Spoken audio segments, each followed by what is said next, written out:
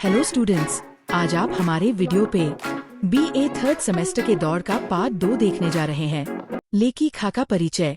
ममता कालिया 02 नवंबर 1940 एक प्रमुख भारतीय लेखिका हैं। वे कहानी, नाटक, उपन्यास, निबंध, कविता और पत्रकारिता अर्थात साहित्य की लगभग सभी विधाओं में हस्तक्षेप रखती हैं। हिंदी कहानी के परिदृश्य पर उनकी उपस्थिति 7वें दशक से निरंतर बनी हुई है। लगभग आधी सदी के कालखंड में उन्होंने 200 से अधिक कहानियों की रचना की है। वर्तमान में वे महात्मा गांधी अंतर्राष्ट्रीय हिंदी विश्वविद्यालय की त्रैमासिक पत्रिका हिंदी की संपादिका है। प्रारंभिक जीवन। ममता का जन्म 02 नवंबर 1940 को वृंदावन में हुआ। उनकी शिक्षा दिल्ली, मुंबई, पुणे, नागपुर और इंदौर शहरों में हुई। उनके पिता सुविद्याभूषण अग्रवाल पहले अध्यापन में और बाद में आकाशवाणी में कार्यरत रहे। वे हिंदी और अंग्रेजी साहित्य के विद्वान थे। प्रमुख कृतियाँ। 2 खंडों में अब तक की संपूर्ण कहानियां ममता कालिया की कहानियां नाम से प्रकाशित। उनके शुरुआती 5 कहानी संग्रहों की कहानियां एक साथ प्रथम खंड में तथा दूसरे खंड में उनके 4 कहानी संग्रहों को शामिल किया गया है। कहानी संग्रह: छुटकारा, एक अदद औरत, सीतनाम। 6. उसका यवन, जांच अभी जारी है, प्रतिदिन, मुखौटा, निर्मोही, थिएटर रोड के कौए, 25 साल की लड़की। उपन्यास: बेघर 1971, नरक दर नरक 1975, प्रेम कहानी 1980, लड़कियां 1987, एक पत्नी के नोट्स 1997, दौड़ 2000, अंधेरे का ताला 2009, दुखम सुखम 2009, कल्चर वल्चर 2016, सपनों की होम डिलीवरी 2017। कविता संग्रह: खांटी घरेलू औरत, कितने प्रश्न करूं, नरक दर नरक, प्रेम कहानी। नाटक संग्रह: यहाँ रहना मना है, आप न बदलेंगे। संस्करण: कितने शहरों में कितनी बार। अनुवाद: मानवता के बंधन, उपन्यास सॉमरसेट मॉम। संपादन: 20वीं सदी का हिंदी महिला लेखन, खंड 3। कहानी दौड़ में ममता कालिया ने आधुनिक शहरी जीवन और नौकरीपेशा युवकों की मानसिक स्थिति को किस प्रकार चित्रित किया है, विस्तार से समझाइए। उत्तर: ममता कालिया की कहानी दौड़ समकालीन शहरी जीवन की यथार्थपरक झांकी प्रस्तुत करती है। इस कहानी का नायक पवन पांडे उस नई पीढ़ी का प्रतिनिधि है जो अपने सपनों को पूरा करने के लिए घर परिवार और मूल परिवेश से दूर महानगरों की ओर निकल पड़ती है। कहानी का आरंभ ही प्रतीकात्मक ढंग से होता है, ऑफिस में बिजली कटौती के दृश्य से। यह दृश्य केवल भौतिक अंधकार नहीं, बल्कि आधुनिक जीवन की निष्प्राणता और यांत्रिकता का प्रतीक है। बिजली जाते ही सब कुछ थम जाता है, जैसे मनुष्य स्वयं मशीनों पर निर्भर हो गया हो। पवन की स्मृतियां उसके बाल्यकाल से जुड़ती हैं। उसका भाई छोटू, चूहे, अंधेरी रसोई, माँ की ममता, ये सब उस आत्मीय संसार का प्रतीक है जो शहरी जीवन की दौड़भाग में पीछे छूट गया है। नई नौकरी, प्रतिस्पर्धा, अनुबंध की राजनीति और कॉर्पोरेट संस्कृति के दबाव में पवन की संवेदनाएं धीरे धीरे यांत्रिक बनती जाती हैं। यहाँ हर व्यक्ति किसी न किसी लक्ष्य की दौड़ में शामिल है। किसी को अनुबंध चाहिए, किसी को प्रमोशन। लेखिका ने ये दिखाया है कि यह दौड़ व्यक्ति को अकेला, थका और निस्संग बना देती है। कहानी में मौसी जैसे प्रसंग नौकरीपेशा युवकों के जीवन की अस्थिरता और एकाकीपन को उजागर करते हैं। ये मौसी मातृत्व का स्थान तो भरती हैं, परंतु आत्मीयता का नहीं। इसी प्रकार पवन और शरद का संवाद भी आधुनिक पेशेवर युवकों की असंतोष और संघर्ष की साझा नियति को सामने लाता है। निष्कर्षतः दौड़ आधुनिक शहरी समाज में भागते हुए, थके हुए, संवेदनहीन होते मनुष्य की कहानी है। यह दौड़ केवल नौकरी की नहीं, बल्कि अस्तित्व और आत्मसंतोष की खोज की दौड़ है। ममता कालिया ने इस कहानी में आधुनिक जीवन की व्यर्थ प्रतिस्पर्धा, अकेलापन, उपभोक्तावादी दृष्टि और संवेदनहीनता का अत्यंत यथार्थ चित्रण किया है। 5 अंक वाले प्रश्न। 1. कहानी दौड़ में पवन और शरद के संवाद के माध्यम से लेखक ने किस प्रकार समाज, संस्कृति और उपभोक्तावादी मानसिकता पर टिप्पणी की है, उदाहरण सहित विवेचना कीजिए। उत्तर: कहानी दौड़ का एक प्रमुख अंश पवन और शरद जैन का संवाद है, जो न केवल उनकी व्यक्तिगत सोच को बल्कि पूरे भारतीय मध्यम वर्गीय समाज की मनोवृत्ति को भी उजागर करता है। दोनों पात्र भिन्न भिन्न कंपनियों में कार्यरत हैं, पवन गैस कंपनी में और शरद बूट पॉलिश कंपनी में। यह अंतर केवल कार्य का नहीं, बल्कि जीवन दृष्टि और मूल्यबोध का है। पवन अपने काम में निपुण है और व्यावहारिक दृष्टिकोण रखता है, जबकि शरद जैन धार्मिक सांस्कृतिक बंधनों में बंधा है, जैसे जैन पिज़्ज़ा का उदाहरण। यह प्रसंग भारतीय समाज में आधुनिकीकरण के साथ धार्मिक सांस्कृतिक मूल्यबोध के टकराव को दर्शाता है। दोनों की बातचीत में उपभोक्तावादी संस्कृति की झलक स्पष्ट है। उत्पाद, ब्रांड, ऑफर, इनामी योजनाएं, मार्केट रणनीति, ये सब दर्शाता है कि अब मनुष्य की संवेदनाएं भी विपणन के सिद्धांतों के अधीन हो गई हैं। उदाहरण के लिए, शरद बताता है कि स्कूलों में चमड़े के जूतों की अनिवार्यता न होती तो बूट पॉलिश कंपनियां बंद हो जातीं। ये बाजार की कृत्रिम मांग का प्रतीक है। इसी प्रकार पवन का यह कहना कि हर आदमी को गैस सिलेंडर की जरूरत रहती है, आधुनिक समाज के भौतिक उपभोग पर आधारित जीवन को इंगित करता है। दोनों मित्रों की बातचीत के बीच जो हास्य है, वह दरअसल एक कटाक्ष है। ये दिखाता है कि आधुनिक जीवन की सहजता और आत्मीयता अब केवल स्मृति में बची है। लेखिका ने इस संवाद के माध्यम से ये भी दिखाया है कि भारतीय समाज अब पश्चिमी उपभोक्तावाद और स्थानीय परंपराओं के बीच झूल रहा है। एक ओर जैन पिज़्ज़ा जैसा भारतीयकरण है, दूसरी ओर ग्लोबल संस्कृति का प्रभाव। निष्कर्षतः पवन शरद संवाद दौड़ की आत्मा है। ये संवाद सिर्फ दो मित्रों की बातें नहीं, बल्कि नए भारत की मानसिकता का दर्पण है, जहां हर चीज प्रोडक्ट बन चुकी है और हर मनुष्य क्लाइंट। 2 गद्यांश में पवन के जीवन में पारिवारिक संबंधों और आधुनिक व्यावसायिक जीवन की चुनौतियों का वर्णन कीजिए। उत्तर: गद्यांश में पवन का चरित्र आधुनिक कामकाजी वर्ग का प्रतिनिधित्व करता है, जिसके लिए परिवार एक भावनात्मक आधार है, परंतु व्यावसायिक जीवन उसे उनसे दूर कर देता है। पवन का अपनी माँ से अत्यंत आत्मीय संबंध है। माँ की आवाज सुनते ही उसका मन भर आता है और वह हर बात पर हाँ कह देता है, जबकि वह जानता है कि कई बातें वह पूरा नहीं कर पा रहा। नौकरी की व्यस्तता ने उसे परिवार से भौतिक और मानसिक रूप से दूर कर दिया है। फोन पर बात करते समय भी उसकी एक आंख मीटर की ओर रहती है, जिससे उसकी मजबूरी और आर्थिक दबाव दोनों झलकते हैं। पारिवारिक रिश्तों में माँ की चिंता, पिता की मुस्कान और भाई सघन का स्नेह उसके लिए मानसिक सहारा है, पर वह केवल स्मृतियों में इन संबंधों को महसूस करता है। नौकरी उसे इस युग का अभिमन्यु बना देती है, जहां वह बाहर निकलने का समय ही नहीं पाता। उसका जीवन बाहर से आकर्षक दिखता है, दौरे, 3 सितारा होटल, बड़े प्रोजेक्ट, पर भीतर से वह भावनात्मक कमी और थकान से भरा है। पवन के जीवन में परिवार से दूरी और काम का प्रेशर आधुनिक शहरी जीवन की वास्तविकता को दर्शाता है। 3 स्वामी जी के सरल मार्ग मिशन के प्रति पवन की प्रतिक्रिया तथा इस मिशन के भक्तों की विशिष्टताओं का वर्णन कीजिए। उत्तर: गद्यांश में सरल मार्ग मिशन आज के पढ़े लिखे शहरी वर्ग की आध्यात्मिक तलाश को दर्शाता है।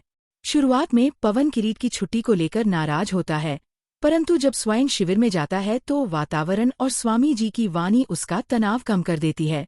इस स्वामी जी के ओम के उच्चारण से पवन को वैसी ही शांति मिलती है जैसी बचपन में माँ की थपकी से मिलती थी। अब पवन को लगता है कि आधुनिक जीवन की आपाधापी में कुछ पल ध्यान के लिए निकालना उचित है। इस स्वामी जी का प्रवचन आध्यात्मिक होते हुए भी व्यावहारिक है। वे अध्यात्म, चिंतन और आत्मशुद्धि पर जोर देते हैं, धर्म के दिखावे पर नहीं। अब भक्तों का समुदाय भी विशिष्ट है।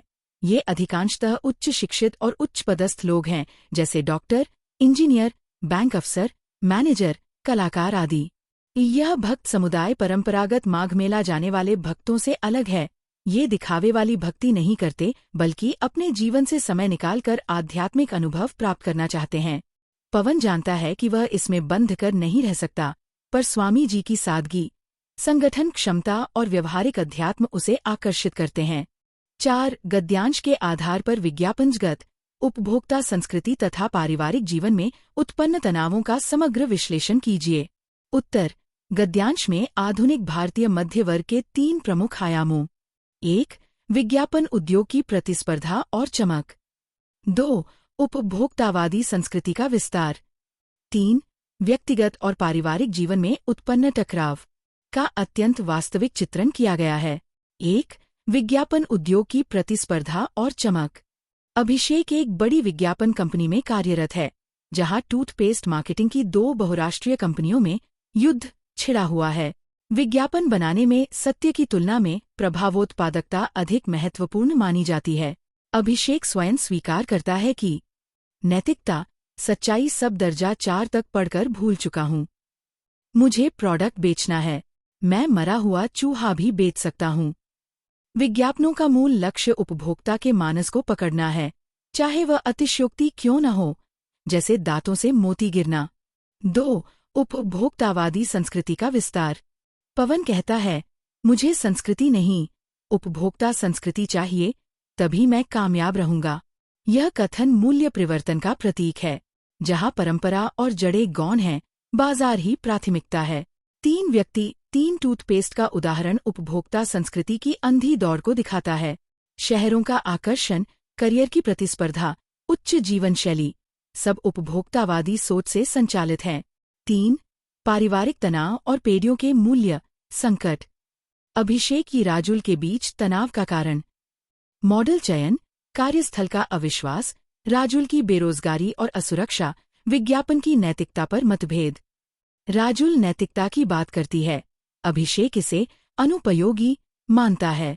पवन और उसके माता पिता के बीच खटपट आधुनिक पीढ़ी की बदलती प्राथमिकताओं को दिखाती है। माँ पिता जड़ों की बात करते हैं, पवन बाजार की। पवन का माँ का उसे टूरिस्ट कहना पर आहत होना दर्शाता है कि नई पीढ़ी भावनात्मक रूप से अधिक नाजुक है। 4. महिला पत्रों की स्थिति। राजुल नौकरी छूटने के बाद असुरक्षित और शंकालु हो गई है। मॉडल चयन में महिलाएं वस्तु की तरह देखी जाती हैं। निकिता, तान्या, मॉडल्स, सभी एक तंत्र का हिस्सा हैं। स्टेला आधुनिक, स्वतंत्र, कर्मठ महिला का नया रूप है। 5. सामाजिक यथार्थ का प्रस्तुतिकरण। लेखक लेखिका आधुनिक पारिवारिक जीवन, बाजारवाद और भावनाओं के द्वंद्व को संवेदनशीलता से चित्रित करता है। मूल्य संकट, संबंधों की टूटन, करियर प्रेशर, शहरों का आकर्षण, सब मिलकर आज की वास्तविकता को प्रकट करते हैं। निष्कर्ष। गद्यांश एक दर्पण है जिसमें आधुनिक भारत का परिवार, बाजार और नैतिकता तीनों स्पष्ट दिखाई देते हैं। एक ओर चमकदार विज्ञापन विश्व, दूसरी ओर टूटते बिखरते रिश्ते और बीच में संघर्ष करता आम इंसान। 5. यह गद्यांश माँ बेटे के संबंध की संवेदनशीलता, प्रेम, गलतफहमी और पुनर्मिलन का अत्यंत मार्मिक चित्रण है। एक माँ का निस्वार्थ प्रेम। रेखा बेटे के लिए मंदिर जाती है, मिठाई बांटती है, फोन करती है, उसके स्वास्थ्य की चिंता करती है, परंतु पवन इसकी कद्र नहीं कर पाता। 2. बेटे का बदला हुआ भाव स्वभाव। विदेशी महानगरीय संस्कृति का प्रभाव उसे भावुकता से दूर ले जाता है। जैसे वह गंगा जल को अस्वीकार करता है और 12 बोतल मिनरल वाटर मंगाता है। 3. संवादहीनता से उत्पन्न दूरी। माँ सोचती रहती है कि बेटा खुश होगा, लेकिन उसकी वास्तविक अपेक्षाएं बदल चुकी हैं। इससे दोनों के बीच गलतफहमियां पैदा होती हैं। 4. स्टेला का प्रवेश, तनाव का कारण। स्टेला के कारण माँ को लगता है कि बेटा उनसे दूर हो गया है। वह कहती है, यह सिलबिल सी लड़की तुझे कहाँ मिल गई। पवन इस टिप्पणी को अपमान समझता है। 5. भावनाओं का विस्फोट।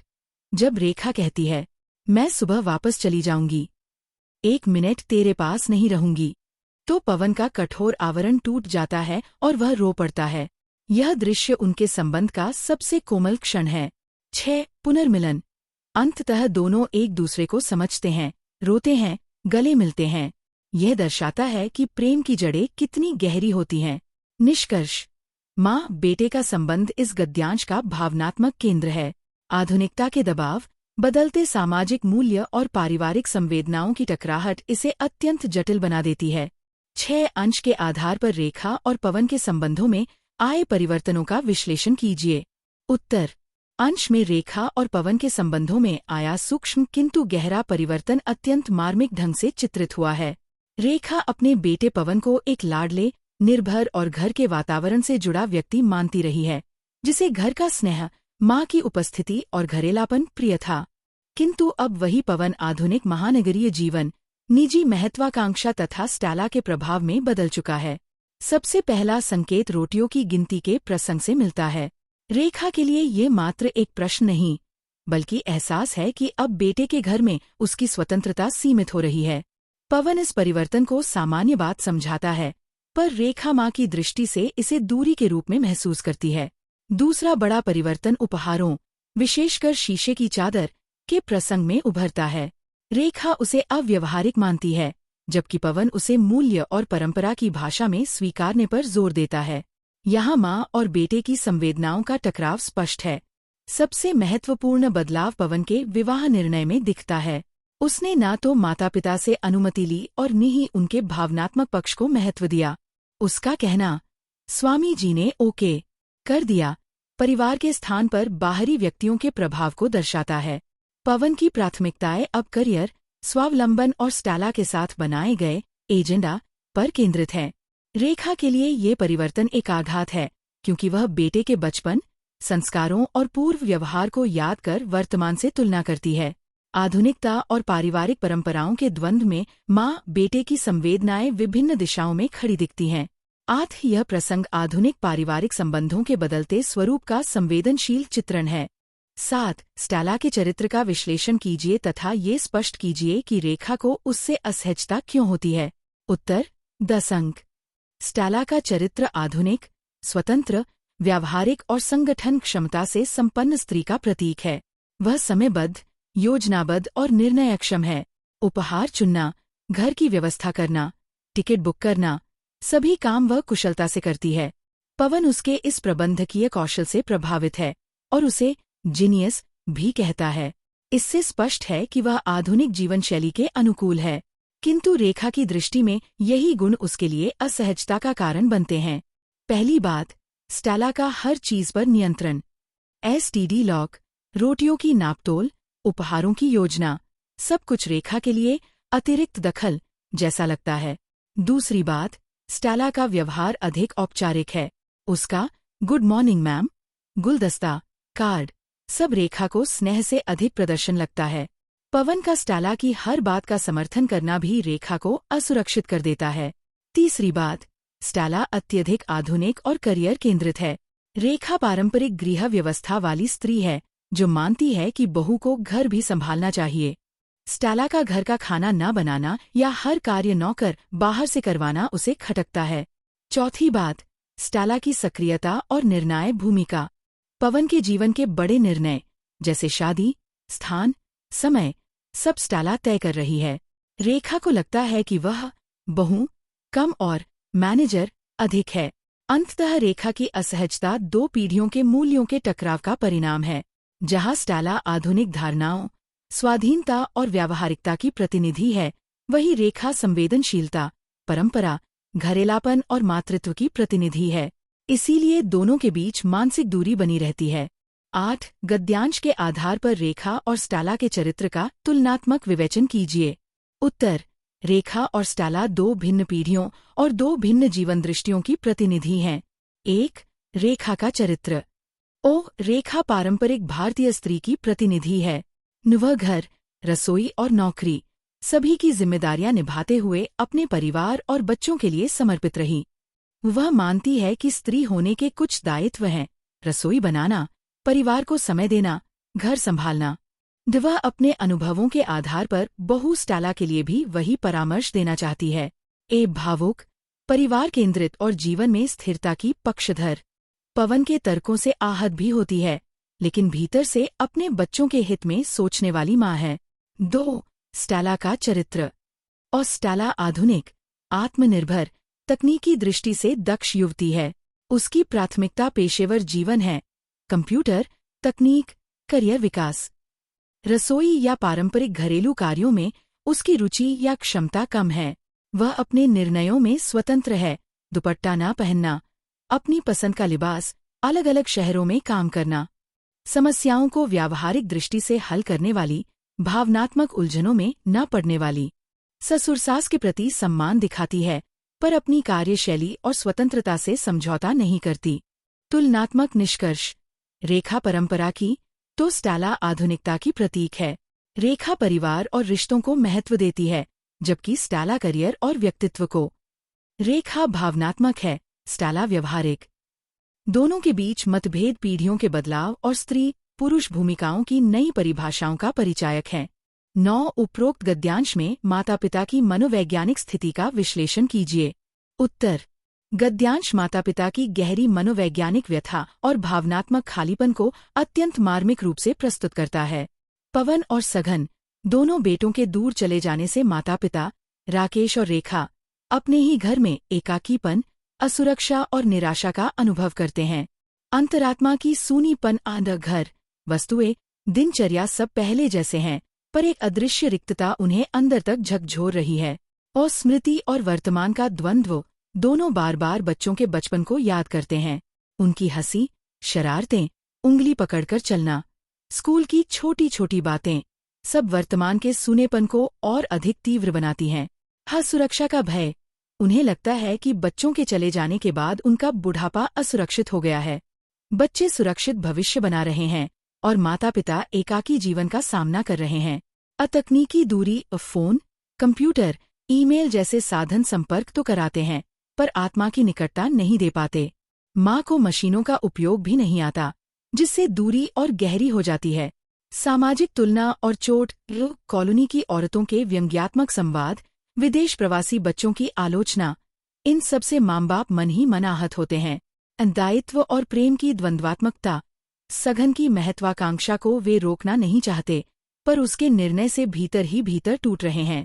इस प्रकार यह गद्यांश दिखाता है कि आधुनिक जीवन में बच्चे जहाँ स्वतंत्रता और अवसरों की तलाश में घर छोड़ते हैं, वहीं माता पिता भावनात्मक खालीपन और स्मृति पीड़ा से गुजरते हैं। 10 पवन और सघन उपन्यास दौड़ के माध्यम से आधुनिक युवा पीढ़ी के किस मानसिक और सामाजिक स्वरूप का प्रतिनिधित्व करते हैं? स्पष्ट कीजिए। उत्तर। 10 अंक। पवन और सघन ममता कालिया द्वारा चित्रित आधुनिक भारतीय युवा के प्रतिनिधि चरित्र हैं। वे उस पीढ़ी का प्रतीक हैं जो आर्थिक उदारीकरण, वैश्वीकरण, करियरवाद और उपभोक्तावाद के प्रभाव में पली बढ़ी है। दोनों भाई महत्वाकांक्षा, ऊंचे वेतन और करियर की दौड़ में उलझे हुए हैं।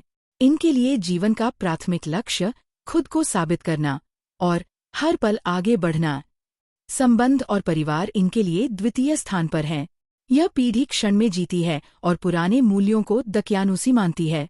इन युवाओं के जीवन में इंटरनेट, ईमेल, विदेश यात्राएं, प्रेजेंटेशन, मल्टीनेशनल कंपनियां और प्रतिस्पर्धा मुख्य भूमिका निभाती हैं।